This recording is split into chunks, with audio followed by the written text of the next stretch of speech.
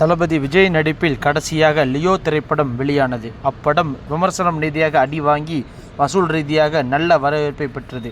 அந்த படத்தில் நடித்து கொண்டிருந்த போதே விஜய் வெங்கட் பிரபு இயக்கத்தில் ஏஜிஎஸ் நிறுவனத்தில் தயாரிப்பில் நடிப்பதற்கு கமிட் ஆனார். படத்திற்கு கோட் என பெயர் வைக்கப்பட்டது. படத்தின் ஷூட்டிங் மும்முரமாக நடந்து வருகிறது. இந்த சூழலில் விஜய் குறித்து நடிகர் ஸ்ரீகாந்த் பேசியிருக்கும் விஷயம் ரசிகர்களிடையே கவனத்தை ஈர்த்துள்ளது. இந்த கோட் படத்தில் பிரசாந்த் நீண்ட வருடங்களுக்கு பிறகு தமிழில் ரீஎன்ட்ரி கொடுப்பதிலும் விஜய் வெங்கட் பிரபு கூட்டணி முதல் முறையாக இணைந்திருப்பதாலும் இப்படத்தின் மீதான எதிர்பார்ப்பு ரசிகர்களிடையே எக்கச்சக்கமாக இருந்து வருகிறது. இந்த நிலையில் சங்கர் இயக்கத்தில் கடந்த 2012ஆம் ஆண்டு வெளியான நண்பன் படத்தில் விஜயுடன் இணைந்து நடித்த ஸ்ரீகாந்த் சமீபத்தில் அளித்த பேட்டியில் விஜய் பற்றி பேசியிருக்கிறார். அந்த பேட்டியில் பேசிய அவர், நண்பன் படத்தின் போது நானும் ஜீவாவும் டான்ஸ் ரிஹர்சல் செய்து கொண்டிருப்போம்.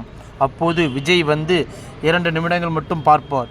பார்த்துவிட்டு டேக் போகலாம் என்பார். அவரிடம் சென்று என்ன சார் புரியுதா என்று கேட்டால் எனக்கே தெரியவில்லை என்று சொல்வார். ஆனால் டேக்கில் பிரித்து மேய்ந்து விடுவார். இதேபோல் சில டைம் இவ்வளோ பெரிய ஸ்டெப்பை கட் பண்ணி எடுத்துக்கலாம் என்று சொல்வார்கள். எங்களுக்கு சந்தோஷமாக இருக்கும். ஆனால் கேமரா ஆன் செய்துவிட்டால் வேற மாதிரி மாறிவிடுவார். என்னடா நடிகர் இவர் என்று நாங்களே பிரமிப்போடு பார்ப்போம்.